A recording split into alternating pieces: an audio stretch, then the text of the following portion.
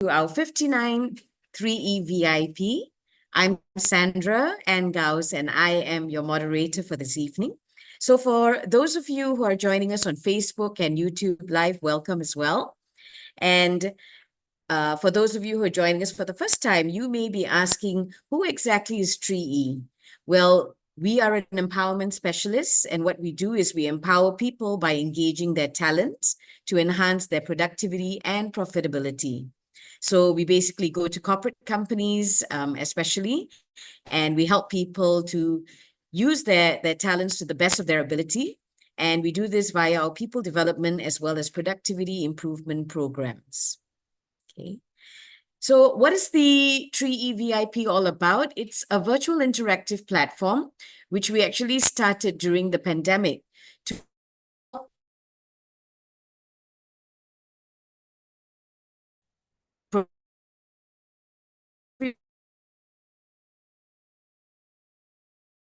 connect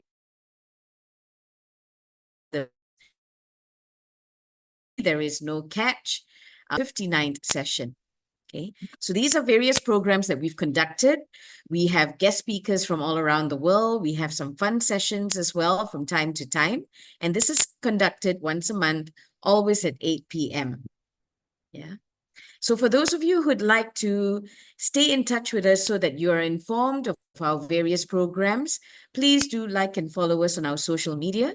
We are in Instagram, on Facebook, and LinkedIn, as well as YouTube. So all our past VIPs and various other snippets and clippings and so on can be found on our social media pages. So please do join us there and enjoy what you see. Okay, so a couple of admin rules. Please do keep yourself muted unless you would like to speak and ask the speaker any question so that we don't pick up any background noises. Thank you so much for being on time. Please do turn on your video so that Helen doesn't feel lonely this evening during the session. I hope you've come prepared because there's some very, very good points and tips and advice that's going to be given to you that you may want to take note of that. Please do find a quiet place where you can sit and enjoy and do have fun because this session is for you and it's all about you as well, right? So today we have a very interesting speaker with a very interesting topic, and the topic is The Body Never Lies. So it's basically about unlocking your hidden potential of your body language, of nonverbal cues to shape a more inclusive and equitable environment. So we have with us this evening our speaker, Helen Selvanathan, who is a DEI ambassador, bringing over 27 years of experience in business development and marketing. She was attached to Oracle and SAP Southeast Asia before, and she has moderated many, many workshops. And she's also a member of NAWEM, which I belong to as well, the National Association of Women Entrepreneurs Malaysia. She holds an MBA from Camden University and is the first Malaysian to receive the Women in Tech Asia Pacific Best Ally Award 2022. So some of you may have seen her in the news. She's also been twice recognized by Global Channel Co. for her contribution to the IT fraternity as a woman channel leader. So we're very, very, very lucky and honored to have Helen here this evening. Good evening, Helen. Good evening, Sandra and everybody. I'm just glad to be spending the next 45 minutes or so with all of you.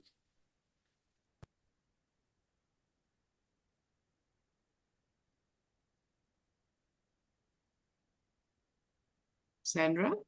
Yes, Helen. Yeah.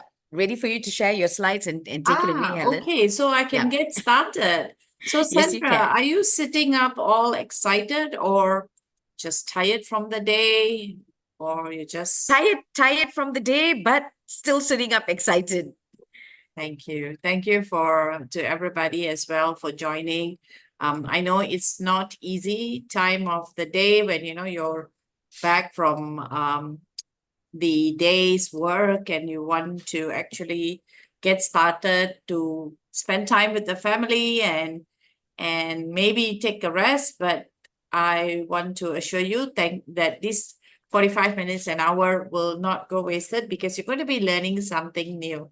So since Sandra is already sitting up, interested, I want to reassure you that the body never lies topic is important to each one of us. I learned many things over the years through my networking, through, of course, formal trainings, and also being involved in my office presentations, how a body language always helps you in many ways to be successful and to do your best in communication. Now, today, the body language has become more than just a communication effort. It's also part of inclusion. And I will later, as we move along, I will share with you what we mean by that. With that, let me just start on a quote from Martha Graham. The body says what words cannot. So sometimes we think that this only applies to when we are unwell or we're tired, so our body tells us that we are tired. But even the impressions that we put forward to many people when we are communicating, the body never lies, right? It tells the way we stand, the way we sit. In fact, I like to take a test right now with all of you and see that if you put on the chat, like, am I presenting right now standing up, or am I seated on a chair? I think I'd like to hear some views. So Sandra, please help me to see what some of them are commenting. Sure, Helen. So please do type your answers in the chat. Let's make this an interactive session, That's right. as it's a session for you as well. So what do you think, Helen? How is she? Is she standing up right now, or is she seated on a stool, or is she seated on a chair? What do you think? We're looking forward to your answers, so please do type in the chat. Okay, so Kaji says seated, Kala says seated. Yeah. Rahel says standing. That's interesting. And we have Achao who said seated. That's Okay. great. At least one person got it right. I am standing up right now because I want my words to flow out well. So thank you for at least getting it right. So you can see that when and this is a video, obviously, when I'm standing, my body looks a bit elongated this way, right? So you feel, I think that's how the person guessed it. But if I'm seated, then, it will be like my shoulders will like drop a little bit. So I just wanted to do this short test and keep this a little bit interactive, as Sandra mentioned. And for many of you who don't know Martha Graham, she is a dancer. So one of the things, if you read about her, she says is your body actually radiates energy when you are, happy or sad, or even when you just force a smile, right? That kind of like radiates, and then it gives the energy back or good vibes back to the person that you are communicating with. And this needs to be practiced every day in almost every conversation. I know how we converse, right? When we speak to our children, we speak to our parents, we speak to our own siblings, the tone, the voice, the body style, sometimes we are just sitting on a sofa and speaking. So it's simple, right? But when we are saying something to our colleagues or to our upper level management or in a professional setting, we tend to then, be upright, and we try to find good words, and we're trying to find that good words, even that shows through the expressions that we carry. So today, what we are going to learn is the power of body language and how it will become a new language for you, especially if you start dealing in a work world, in the community services, or even with your own next set of networking opportunities. And then we will talk a little bit about how it's more than just words, and how most times the body is louder than the words that you speak about, right? And let me just go on. Now, learning a new language. So let me just spend a little bit of time in here. And why, in many ways, right, when you start understanding body language, whether you are watching the other person or you are just trying to impose that on yourself, your gestures, your posture, your movement, all of these expressions that you put on your face are all a new language. The other party may not know body language and they may not see it, right? But you who have gone through this session or you have done this on a self-learning curve, you'll be able to recognize this signs, and you will want to put this learning curves into your own set of goals, right? So make sure your goals are realistic, and have some specific timelines to it. You want to improve your words of expression by your smile, by your eyes, by the way you twitch a little bit, those setting of goals, you may want to move that into a self-improvement note. Now, how often do you devote time to learning such body language gestures, right? For example, don't rely on spare time. Do it as if it's a natural practice for you. So for me, right, when I'm meeting somebody, and this is a little bit of storytelling here a little bit, when I meet somebody for the first time, I will always try to find out about the person, if this is on a formal setting. And then I will decide whether I should lift my hands out first to say hello and shake my hands, or I should just remain and let the other party, bring forth their hand to shake hands. And sometimes I will just stand up like in a side angle so that I can hear them clearly, because if I'm speaking to somebody from a different country, the natural slang that they use, the words they use may not be common to me. So what I generally do is I will just slant myself as if I'm being attentive. But actually I'm trying to listen, right? Because I'm trying to get used to it. So I need to learn all this. So in the past years, right, this is what I've been trying to do. I try to watch what others are doing, how leaders have been coached, how ministers, how prime ministers, world country leaders speak in forums, how do they put their body postures out, how do they then turn their heads and nod at the right time, especially if we're doing media conferences. So I devoted some time to learning, but I made it a practice that daily I will practice something, right? And then because this is a continued practice, you will then find it becomes natural. And then, of course, through the process, you need to also enjoy and then sometimes have a little bit of fun. I've had many times I would sit in a coffee shop and then I'll watch people. And people watching, it's a hobby for some of us, right? So we tend to watch, oh, look at that guy. How come he's like, sitting so angrily, I'm sure he's angry, So we tend to do this when you have learned this new language. But please don't take this as a guide, and every time go sit there watching people, they may become afraid of trying to watch on them often. I'll move on, right? So we are constantly communicating. We're not doing there's never been a time that you will not be communicating, right? Whether with family, friends, or your other contacts, right?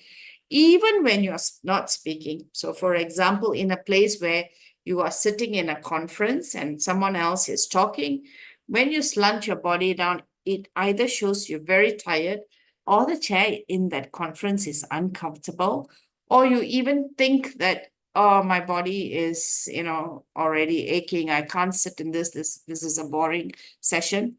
Everything is possible to be recognized by somebody else when you're not speaking. And it will affect, right? So let's say I'm tired and I slunt in a conference, and the person sitting next to me will say, oh, he's so tired. I'm also tired, So the vibe tends to, what they will say, generate to the other person. And even in a relationship, right, when you're angry with somebody, or even if you're happy with somebody, that body language that you do, it kind of makes your relationship either better or it needs another step of improvement. So for example, right, when you see somebody and then, somebody you have not met for a long time, and then you're very happy to meet the person, and then you quickly get there and then you say hello and then you hug the person. Now, even your hugs they will be able to tell whether it's a genuine hug or it's a hug of a miss of that person, or even if it's just a hug just to say, oh, I must do it, right? So all these generally will naturally give you a chance, right, to better improve yourself.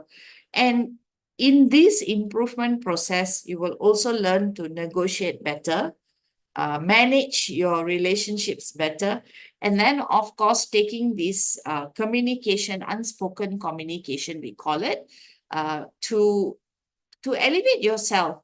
Sometimes when you want to maybe move to the next career level, I don't know how many of you are in the career level and wish to move forward with the next level in your management or your work scope, then you want to prepare yourself to be able to not just use the right words, but also to be genuine with the style of communicating it with the body language. Yeah. So I'm moving on, and I want to talk a little bit about the power of how I think I said some of these things like shaking hands, even from a handshake, someone can even guess whether it is like a light handshake. Sometimes it's just like because you just want to just hello quickly and do that, right? Some people hold hands for a while and then they shake hands and hold it there for a while with a firm grip. That shows like they're, strongly enhancing something. And most times people who are in a common area and they just like shake hands with many people, they will just like quickly do it, right? So even that, if you are having some foundational knowledge of the body language, you can say what that person is thinking. And in certain culture, we tend to like, avoid the handshakes, or sometimes we just look at a person's face and we smile and nod. That itself is an acknowledgement. Yeah, so you need to understand this body language, so that this creates some self-awareness for you as well. And be honest with the kind of steps that you are taking, right? Because every step of the body language, it conveys truth, and it creates some level of, whether it's a hidden action or it will hinder you from saying something truthfully, right? And the body language also shows your inner feelings and your intention. So I talked about the handshake, right? Sometimes in a business relationship, people tend to firmly shake hands and like, oh, we're in this together, So it's kind of like submitting and trying to engage in a mannerism that it will help you to progress further in a very business relationship, right? And then enhance your listening and communication skill, blending it together with this body language, because certain gestures, right, when you pick them up, you also want to use the right words. Like when you say hello, so you will say hello, and you see the two hellos I used, they mean differently. And I was actually holding my hands as if I was shaking my hands with somebody else. So it gives me the feeling like, hello, this hello is a very low hello, right? But when I say hello, so I'm actually like compressing my hand because I'm so excited to meet the person, or it's somebody that I've always wanted to meet and it's a chance for me to meet. Then my hello with my handshake becomes different. My facial expressions become different as well. Now, moving on, right? What do we mean by a little bit of words and positioning ourselves, right? And it's really important because sometimes certain proximity will give you the idea if you are distancing yourself from the person. And sometimes, when you're standing closer to your colleague or closer to somebody, or even to your mom or to your loved ones like that, it just shows that you just want some comfort.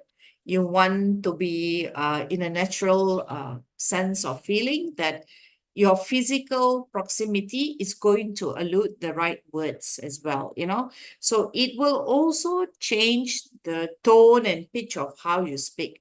So the next time you're standing with somebody whom you don't know at all, leave a little bit of distance, but yet close, because you may want to turn around and say hello, right? How are you?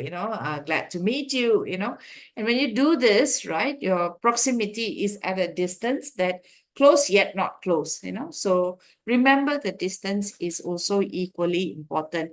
Now, positioning your body. So I talked about if you're going for an interview or you are going into a Q&A session, right?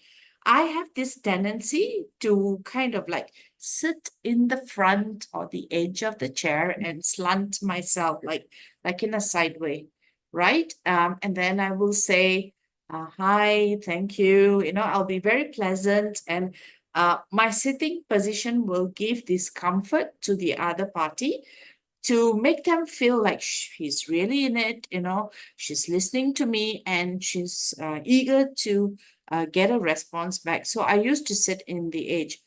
But I was corrected by many people that sitting like that and responding also shows a bit of a fear sometimes, because you're kind of like, oh, is this person going to ask me this question?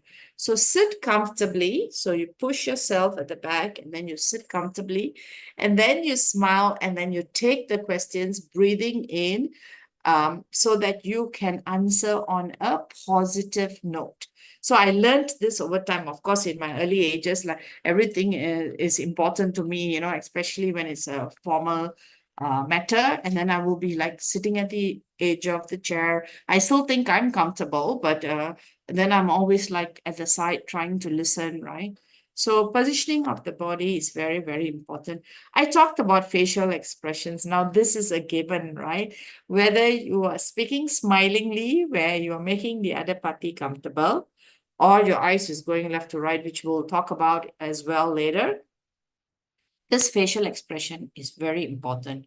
So when I'm looking like this and saying this facial expression is really important, that means I am actually telling you this part of the slide is very important.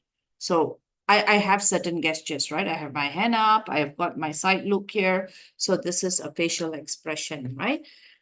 The eyes are the ones that people will particularly notice, because, whether you're looking at, for example, am I looking at Nina and Sandra and Kala in the right way like these? Or am I just like, okay, let Sandra talk what she wants to talk, and then my eyes are going everywhere, right? So the eyes are particularly noticed by the other party, right? Now, touching. This is a very sensitive part of the topic as well, right? This also includes touching objects. Now, we are all very used to this mobile phone. We'll be talking, but we'll be fidgeting. We'll be talking, we'll be fidgeting. This is the norm of the new world, right? Especially next gen and younger people, right? And when you talk about diversity and inclusion and touching of gadgets, this, everyone expects somebody to either be looking at their phone. Now, when you do this, right, it will really show that you are 50% in that conversation. And then maybe the other 50%, you are literally waiting for something, or you are trying to get hold of replying to something quick. We have a practice in my office that we do not bring the mobile phone out during lunch. So if you're having lunch, we're conversing. But then we have realized that when we have the next gen in our lunch gatherings, they're all itching in a way to run back, because to them, the mobile is important. Somebody is going to call, or they're playing some games and they need to get onto their gamification. So the object is part of your body language as well. Some people don't have mobile phones at conversations, but they tend to probably, if they're in a workshop, in a closed door workshop, they will have the pen and they'll be twitching the pen. Now, this is also another version of the body language where people are not 100% into the conversation. So I tend to like flip my pen, I keep flipping my pen, and then I'm thinking maybe, but I'm not sure if the other party thinks I'm thinking. But it could also be that I'm wanting to raise a point, so touching of objects is literally one area that you need to be cautious about, especially when you are with or in a formal setting, right? And some people have this nice gesture of touching everybody. Hey, hello, how are you? You know, they love to touch and then say hello to you. Or they may just say, oh, so good to see you, and then keep beating you up, right? You know, I have many friends who get excited when they see me, if they've not seen me for a long time, or they are generally happy for me, and then they'll go, oh, I'm so happy for you. Oh, I'm so happy for you. And they keep touching. To them, is showing their expression of care, expression of joy, of being excited over something that has happened in my life. But is this right or wrong? It depends on the environment. If you're in a non-formal setting, you're at home, you're in a friendlier gathering, then you may want to do this. But sometimes you need to, of course, tell the other party if you're not comfortable with it.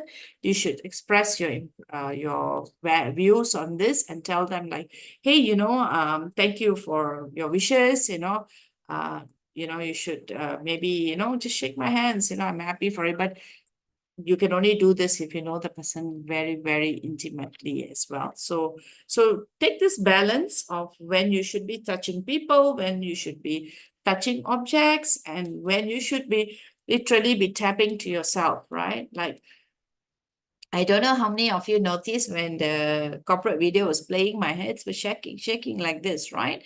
Because I was excited. The music was good. I was getting into my good vibes so that I can share the session well with you with good vibes as well. And then the breathing, right? When you're breathing and speaking, especially like right now, I have so much to share with you all. I'm taking deep breaths in between, but you don't realize it. The rate of respiration in your regular conversations can also tell a story. So some people are, hi, that respiration is different, right? And some people like, hello, like that, right? So, they are also excited in a different way.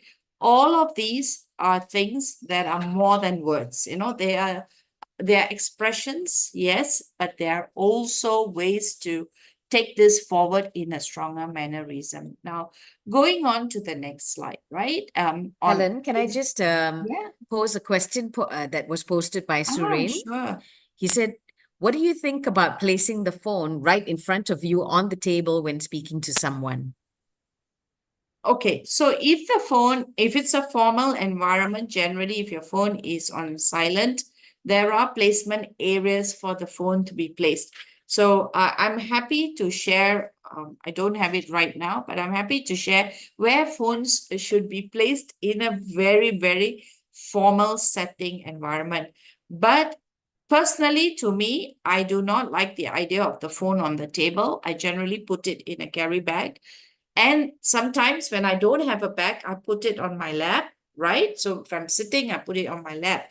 But there are times that I have seen coaching classes on body language where they encourage you to still leave the phone there, muted in a conversation. And so it depends on which environment you are at. On a personal note, I discourage it because not only because it's part of a body language concept or it disturbs your attention because you tend to look at the phone, right? But it is also safeguarding your phone. In a way, you can just like slip on it and then it drops. So best is not to put it on the table at all. That's my point of view. But again, test your environments. Thanks for bringing up that question. Good question. May I carry on, Sandra? Are there any questions? Yes, please do carry on. Thank you. All right. And then, okay, speaking about why your actions, and I think all of you would have heard this phrase from the time you're young till maybe now, actions speak louder than words. Actions speak louder than words, right? Even if it was spoken by your parents or your grandparents, the love that you show, the courage that you build for people, sometimes it's done through actions, right? And then a lot of time, right, these actions also can tell whether you're a confident person or you are being open or closed. So you see this picture of this lady with her closed arm, right? She's smiling. I was first looking at her face, so much of nice vibes comes out of that smile. The eyes are smiling, the cheeks are smiling, the nose is. I was just looking at above the neck, right? And I'm so excited to meet her. But when I look at her standing here, I know like, okay, she's a happy person. She's friendly, but she doesn't want to tell too much. So that's the denotation that I would take. Having seen body language as part of the practice of a daily thing, right? So most of you would know the gesture like this is like, and especially bosses who sit like that and then listen to you, right? That's also showing authority. Sometimes people who are, still crossing their hands and then they're a little bit slanted, then you would know that it's a little bit of boredom as well. So they are trying to tell you that I'm listening to you, but I'm bored, I've heard this many times. So you may want to, for example, not dismiss the fact that the body is actually showing you certain words or saying some words that it could denote certain level of deception, being open, being closed, right? So take all this into consideration. And we can't cover everything in this 45-minute session, so I'm not going too deep into some of the topics, but giving you an idea what are things to be looking out for. With that, we will move on to our spot question. I have said so much, and I'm sure that you have been thinking about this and putting down some notes. So we will have 4 spot questions, and Sandra will happily read out the more answers. And I would like to encourage all of you to just type it in the chat. So I think I said this in the beginning. Goals should be, please type your answers in the chat.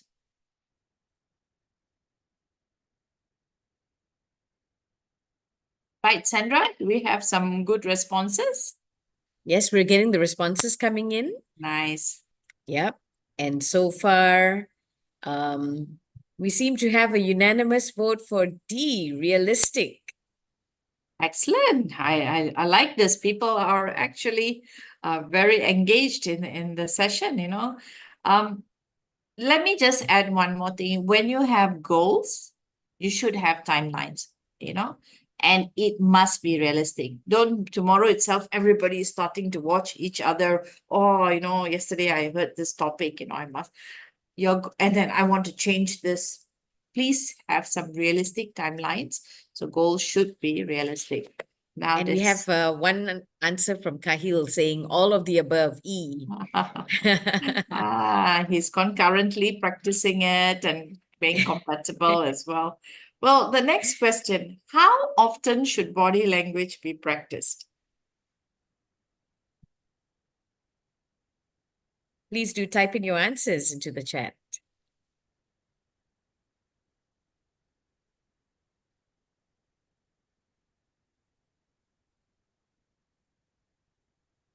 Very simple responses. So Yes. it's spot questions, so we're not making it difficult for the listeners. So once again, we have almost everyone saying it's C, daily.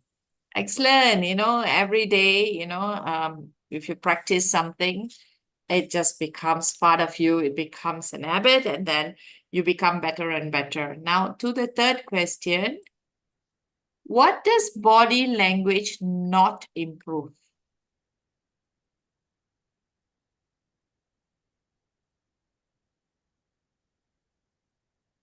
So this is a bit of a tricky one.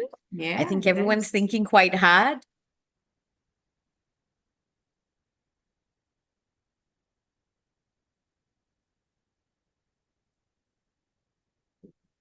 So we see a lot of A's and we have a couple of C's and one D. So mostly A's, but a couple of C's and D's. Good. So the right answer is A. Obviously, body language does not improve your eyesight, sight. But it is important to recognize that, I think for those of you who didn't answer it as A, that it can improve vastly your listening and understanding, and then indirectly improve your success. So B, C, D, a bit interrelated. So this question is a little bit, of a trajectory of how you would do your body language improvement. And lastly, spot question 4, what should provide cues to your communication? Another one that needs a little bit of thinking as well.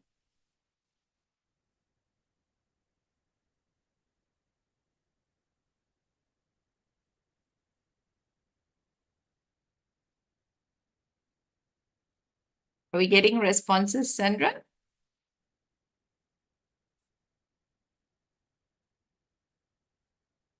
Yes, we're getting responses and we see a mixture of answers between, it's like equal answers between B and C. Hmm.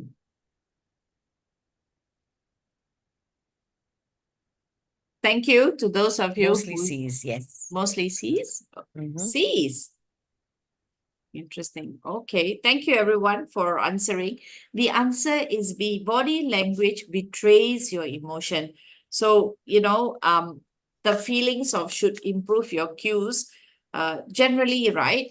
When you start speaking to people, it kind of like touches the feelings of others, right? So it betrays other forms of information. Of course, it's a bit questionable as well in certain environment.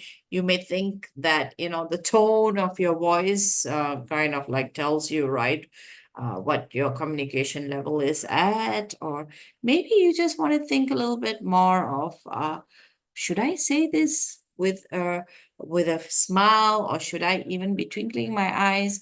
So it does do a little bit of an emotion to the others. With that, I'll pass the floor on to Nina. I think Nina has. So before that, Helen, so to question 4, basically looking at the feelings of other people when you say something will actually give you feedback of your own communication, whether your communication was good, bad, and so on, right? Exactly. So it is like, let's say if like now I'm telling you, Sandra, that was not right at all what you said to me, and so I have a tone, and then I also have my eye set on you, and then I'm like have a little bit of the tone of unhappiness, right? But when you reply and say, no, Helen, this is, so, and then it kind of like provides cue to my comment. I shouldn't have spoken with my body and my tone like that, right? So it helps us to give feedback to our own communication styles. Okay. So with that, over to Nina. She has an announcement. All right, everyone, we're going to take a group photo. So let's get everyone's eye on the Let me camera. stop sharing. Yeah. Yes, please. Can I get everyone's camera on? And mine too, at the same time. So, and we're going to take a group photo. So if I can get everyone with your lovely smiles. Just a minute. Let me just. Time to practice what you just heard for the last 20 minutes. That's right. That's right. Okay. So if I can get everyone to switch on your cameras, are you not comfortable, some of you, on the cues? All right, ready? 1, 2, 3, smile. And next frame, just a minute. All right. Hi, everyone. Smile. Lovely to see you all here. All right, thank you. Back to you, Helen. Thank you. I hope that turning on camera and smiling brought you back into some nice energy for the rest of the session.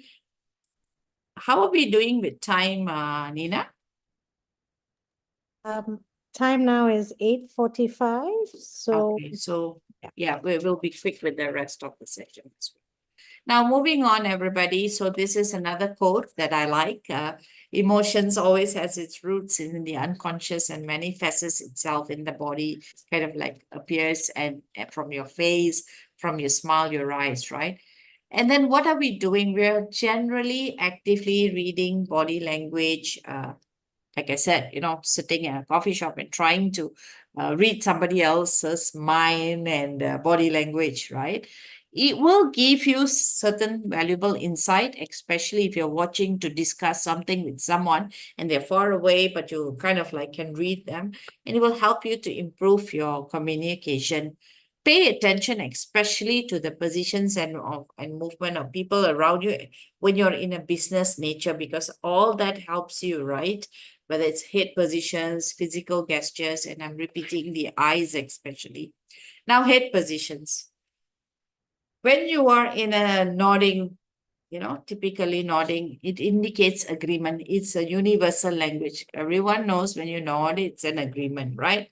A slow nod can be a little bit of a sign of interest, or maybe not interested, but generally it's somebody who nods and like is in agreement will do it in a face that it's a little bit faster.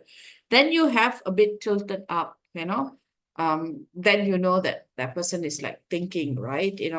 Should I really do this? So there can be certain level of biasness. Now, head position in a bit of a forward. I told you how I used to sit like these and listen to the interviewer. That's like listening mode, right? And then shaking like, oh, no, this is not it. Then that also shows a certain level of disagreement. So remember all this head position when you are in formal and informal gatherings, as well as in your own conversation, whether you're sometimes just nodding. Children tend to do this, right? When you tell them that, hey, have you done your homework? And then they're like that. So it's kind of like, if he's excited, yes, I've done it already, with a nod like that, then he's completed it. If he's like, yeah, I've done it, that means it's halfway through. No, you can tell, right? Yeah, and then I'm moving on to gestures. Now, this is very common for all of us. Thumbs up. Yeah, now in all the WhatsApps and emojis, we have many different gestures that we use. But formally, when we have something like a pointing finger, we try not to do that in certain cultures as well. Sometimes people will do the pointing finger and wink a bit. It's kind of like confirmation. Then thumbs up, thumbs down. We use these gestures quite often, From afar, someone does like this, right? When you're speaking in a public forum, someone does this, that means it's good. It's either good that your content is right, you're doing the right momentum of things. And then sometimes when they say like, it's like, no, right? Fingers moving side to side.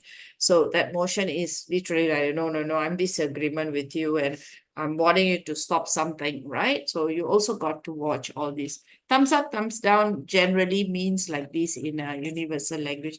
And be cautious as well, especially for those of you who deal with other cultures. Malaysia is very culturally very diverse. So make sure that you are careful with the way you use pointing fingers or the even like, ayah, like this, right? So just be cautious about with whom, why, and is this really necessary to use these gestures in that environment? It's something that you need to think a little bit more. Now, I think Al made a quite a funny comment that in India it's difficult to tell when the person nods whether it's yes or no. Yeah, thank you for yes. Interesting. Yeah. Yeah, when they say no, they nod also, and when they say yes, they nod too. Yeah, right.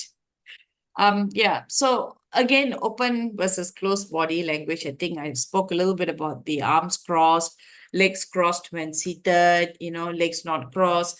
They all mean something. So I'll just take like legs crossed when seated. Cross legs generally indicate caution, but when you see group photos being taken, the front row people who are seated, you will see sometimes some of them cross their legs.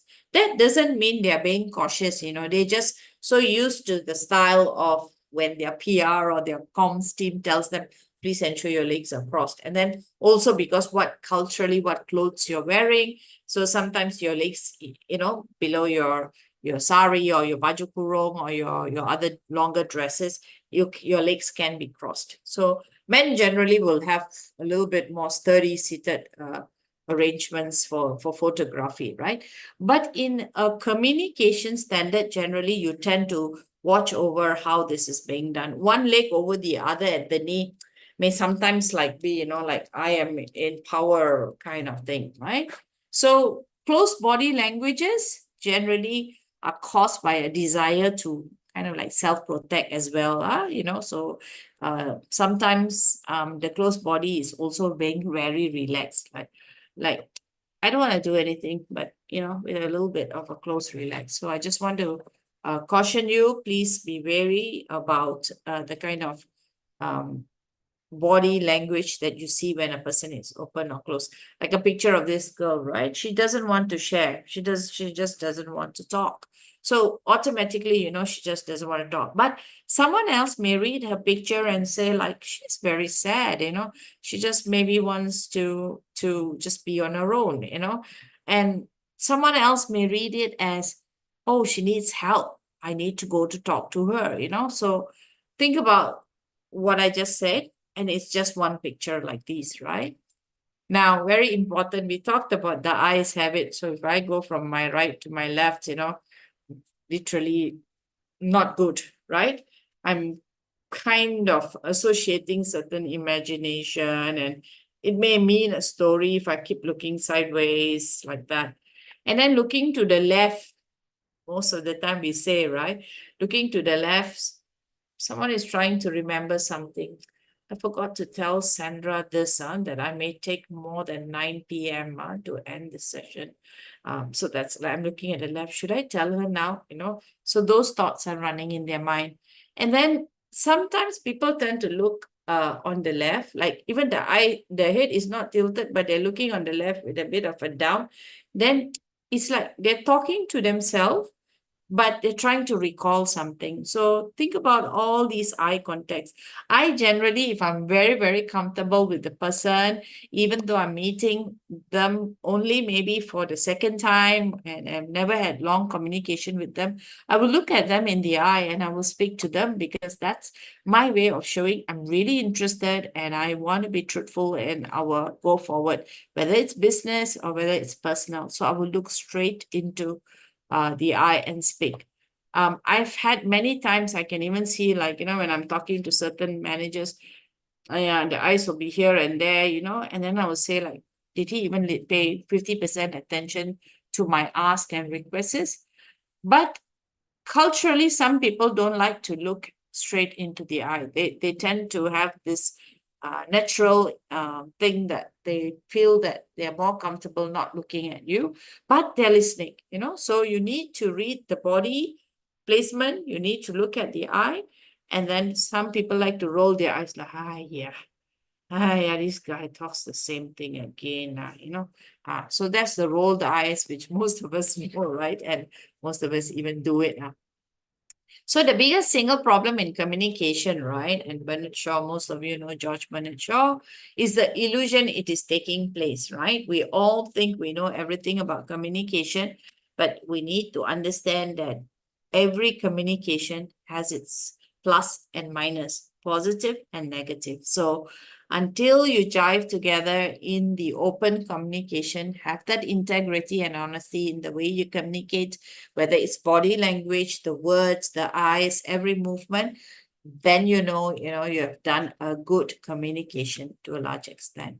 So the signals you send to others, right, is really, really important. So body language, posture, gesture, facial expressions, appearance. I know we Malaysians, right, we always have this style of, like, we have to see somebody very hygiene, and the attire also sends some signals, right?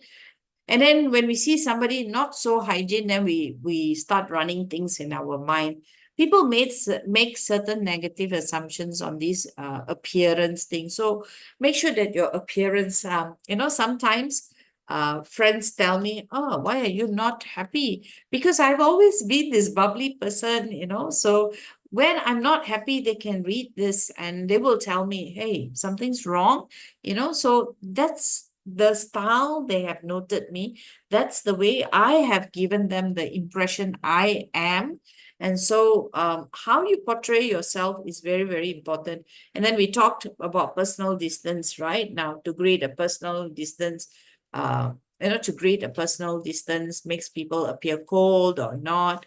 And then on the other hand, not reflecting personal distance also can have certain negative consequences. So think about all this. And then we spoke about voice, the tone.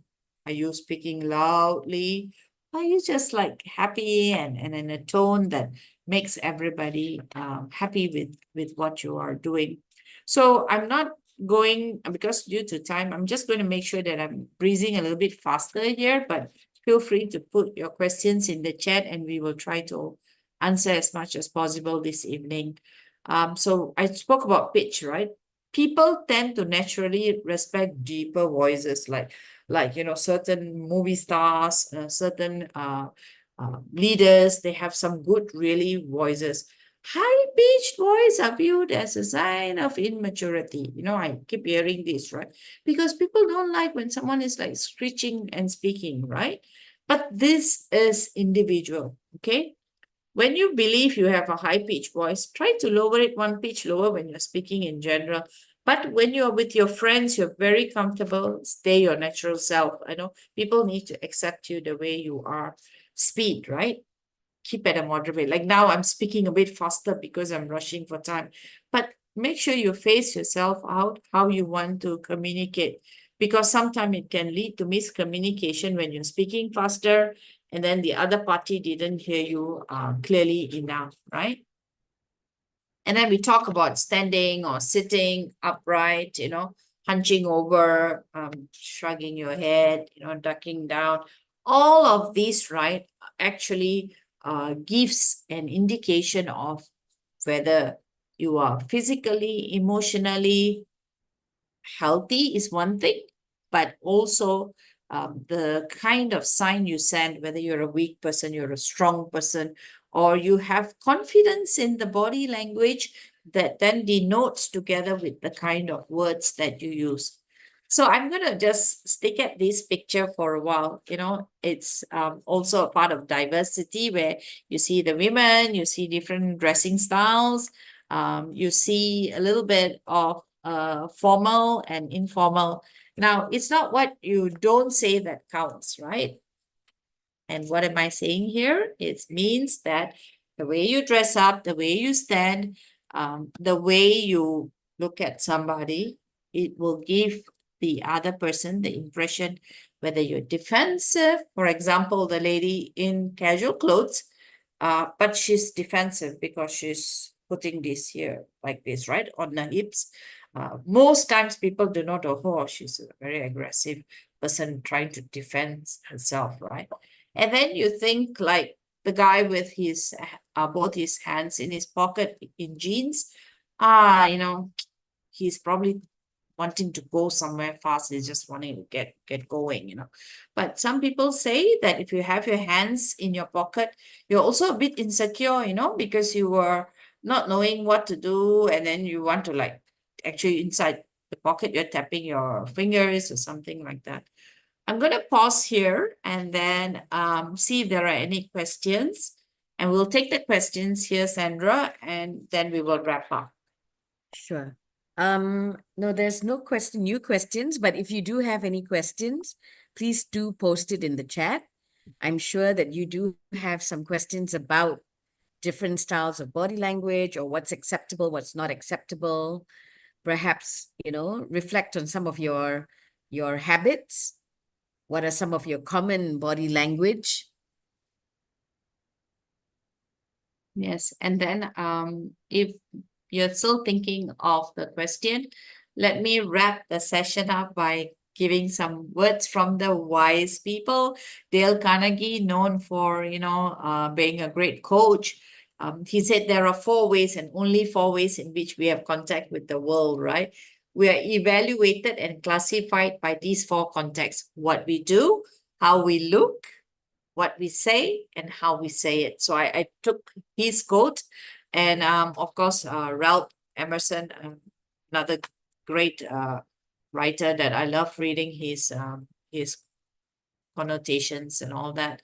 When the eyes say one thing and the tongue another, a practiced man relies on the language of the first, which is the eye, right? So please I hope you have enjoyed the session, and I will pass the floor on to the organizing team.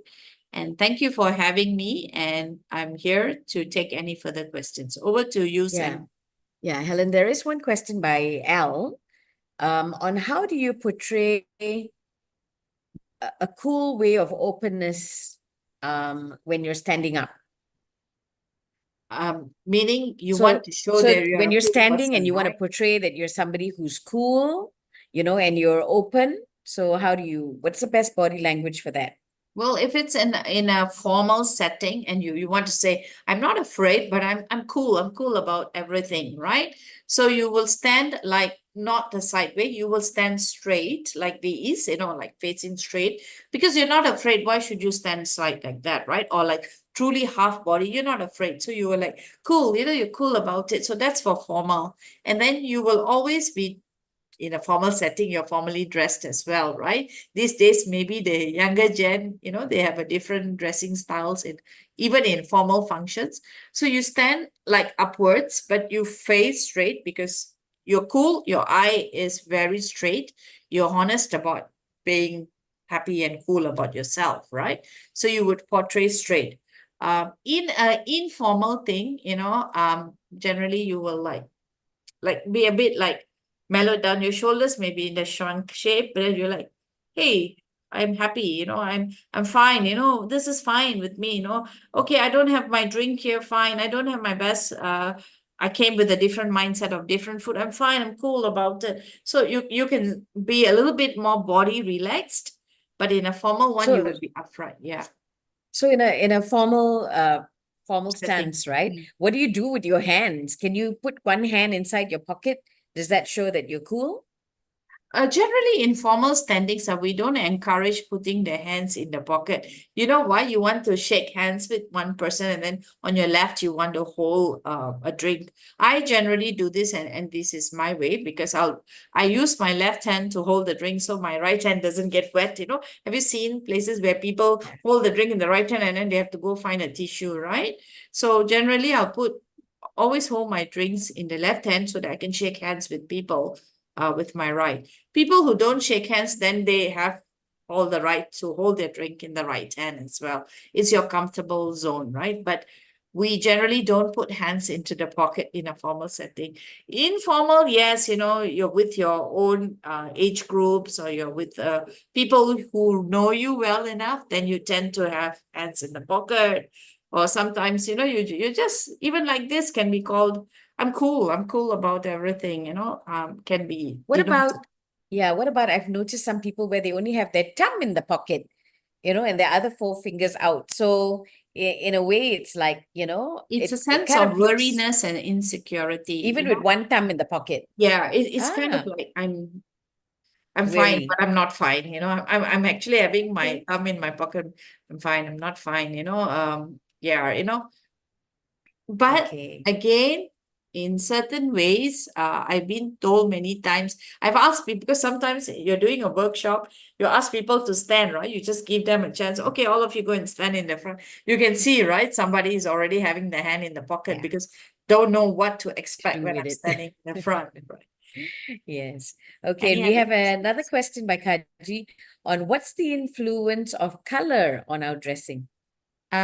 These days, color is really questionable, but formal, we generally ask for a darker tone of dressing for the men, like a jacket or darker tone. But, dressing styles have really changed over the years. People come in bright colored jackets as well to be outstanding. So pick and choose where you are going to, I'm wearing like a floral dress today.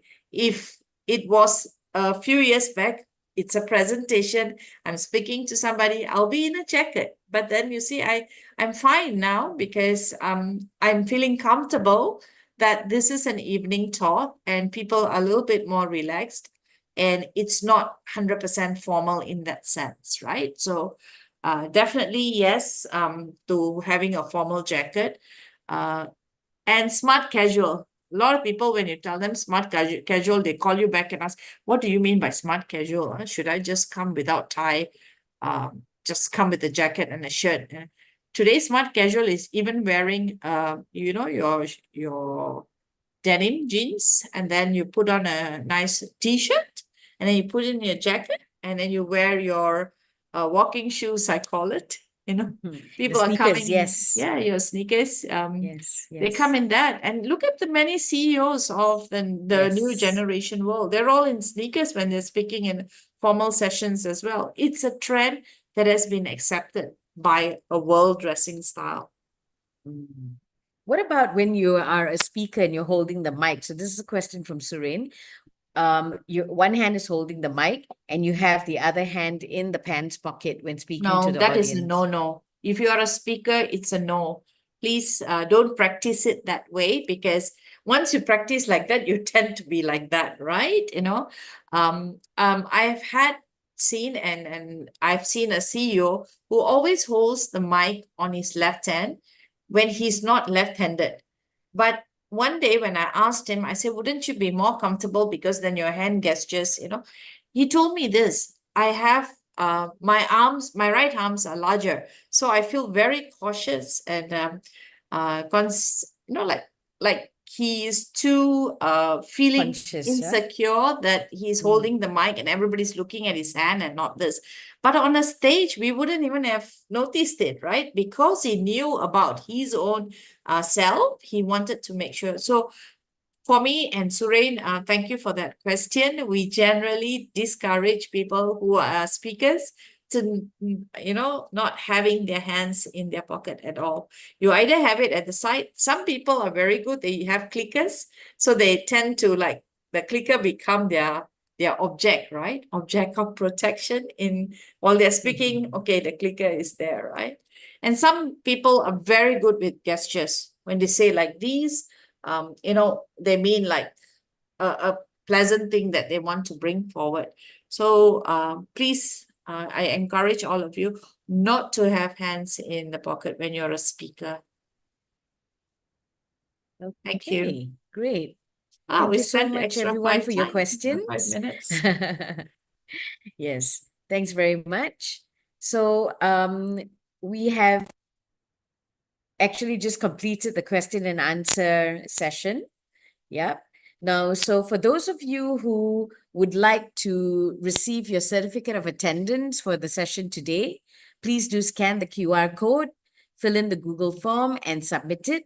And your e-certificate will be sent to you within 48 hours. Will be sent to you via email. And please do check your inbox after 48 hours if you still don't get it, because sometimes it does fall into your spam box. Yeah. So you can scan the code for your certificate of attendance. Now, and we hope that you will join us for our next session next month. We will be sending out the invites to all of you. It's going to be a very, very interesting session on mental health and love. Yeah, so it was a conversation that I was having with a psychiatrist, and we talked about how love can actually drive you to have mental illness as well. So please do look out for that session, and I'm sure you'll find that very, very interesting. So once again, thank you so much, Helen, for a wonderful session today. I hope that it was helpful to all of you. And yes, if you're driving back after this, please drive home safely and have a lovely evening, and hope to see you again next month. Thank you all very, very much. Thank you, everybody. Bye-bye.